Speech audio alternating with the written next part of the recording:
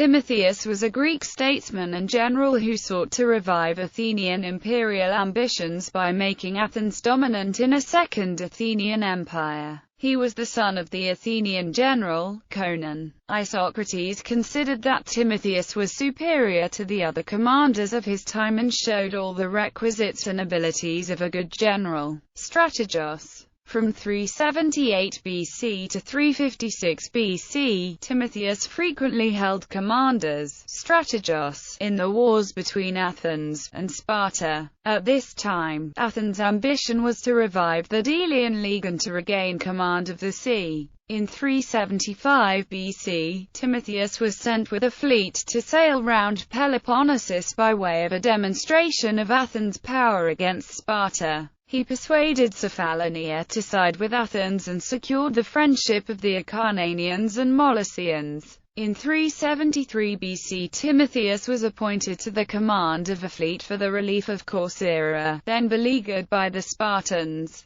But his ships were not fully manned, and to increase their manpower he cruised in the Aegean. The delay upset the Athenians, who brought him to trial, but, thanks to the intervention of his allies, Jason, tyrant of Pheræ, and Alchates of Epirus, king of the Molossians, both of whom went to Athens to plead his cause, he was acquitted. In way of support, Amyntas, king of Macedon, sent timber to Timotheus' house in the Piraeus. Upon his acquittal, he went to sea with his fleet and captured Corcyra and then defeated the Spartans at sea off Alesia. However, with little money to his name, for he had used his own funds to build up the Athenian fleet, he left Athens and took service with the king of Persia as a mercenary. Asia Minor. Having returned to Athens, in 366 BC he was sent to support Ariobarzanes, satrap of Phrygia. But, finding that the satrap was in open rebellion against Persia, Timotheus, in line with his instructions,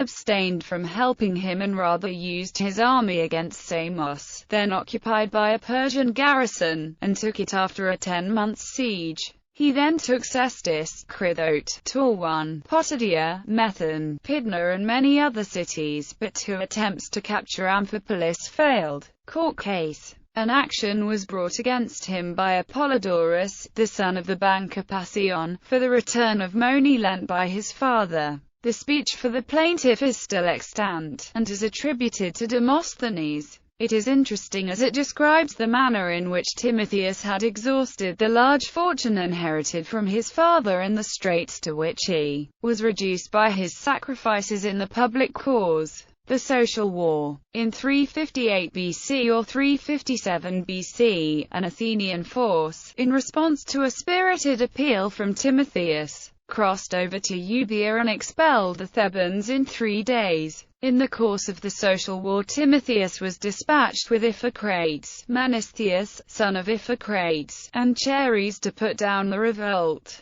The hostile fleets sighted each other in the Hellespont, but a gale was blowing, and Iphicrates and Timotheus decided not to engage. Chares, disregarding the advice of his colleagues, lost many ships. Final years. In his dispatches after the battle, Chares complained so bitterly about Iphicrates and Timotheus that the Athenians put them on the trial. The accusers were Chares and Aristophanes. Iphicrates, who had fewer enemies than Timotheus, was acquitted, but Timotheus, who had always been disliked for his perceived arrogance, was condemned to pay a very heavy fine. Being unable to pay, he withdrew to Chalcis, where he died soon afterwards. The Athenians later showed their sorrow over the treatment of Timotheus by forgiving the greater part of the fine that had passed on to his son Conon. To pay, Timotheus was buried in the Ceramicus and statues were erected to his memory in the Agora and the Acropolis.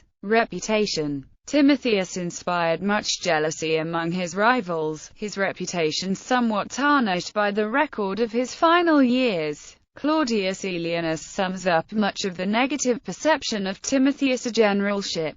Note that the Athenian general Timotheus was reckoned to be fortunate. People said fortune was responsible, and Timotheus had no part in it.